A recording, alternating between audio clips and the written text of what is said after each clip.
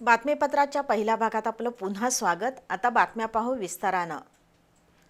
खूप झाली आठवडाभराची विश्रांती असं म्हणत आज वरुण राजा कामाला लागला। आज सकाळपासूनच कोल्हापुरात मध्यम ते मुसळधार पावसाच्या सरी कोसळल्या। आजची सकाळ उजाडली तीच कुंद आणि ढगाळ हवामानातूनच। दिवसभर सूर्यदर्शन झालंच नाही। दुपारनंतर आभाळ गच्च भरून आलं आणि सुमारे तासभर मुसळधार पाऊस झाला। त्यामुळे पुन्हा एकदा पावसाळा सुरू झाल्याचा खरा फील आला। पंचगंगेची पाणी पातळी 10 फुटापर्यंत आली आहे। आता सुरू झालेला पाऊस ऑगस्टच्या पहिल्या आठवड्यापर्यंत चांगलीच बॅटिंग करेल असा अंदाज आहे। त्यामुळे पुन्हा एकदा कोल्हापुरातील नद्या, नाले, तलाव तुडुंब भरतील अशी आशा आहे। 20 जुलैपासून कोल्हापूरसह राज्यात सर्वदूर पावसाला सुरुवात होईल असा अंदाज होता।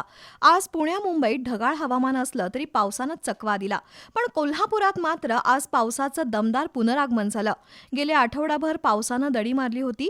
दिवसभर चांगलंच ऊन तापू लागलं होतं आणि त्यामुळे हवेतील उष्माही वाढला होता। आधीच जून महिना कोरडा गेला आणि त्यानंतर ऐन जुलै महिन्यात पावसानं विश्रांती घेतल्यानं सारेच जण हवालदिल झाले होते।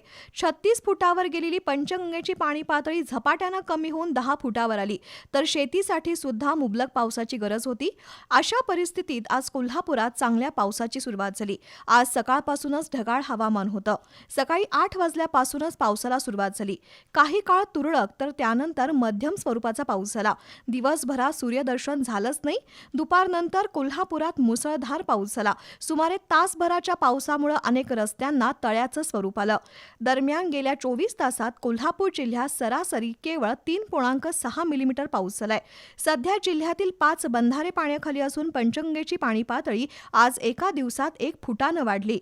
दरम्यान आजपासून सुरू झालेला पाऊस पुढील 4 दिवस कमी अधिक प्रमाणात बरसेल आणि 22 जुलै नंतर पावसाचा जोर वाढेल, तर 26 जुलै ते 1 ऑगस्ट या कालावधीत संपूर्ण महाराष्ट्रात मुसळधार पाऊस पडेल असा अंदाज आहे।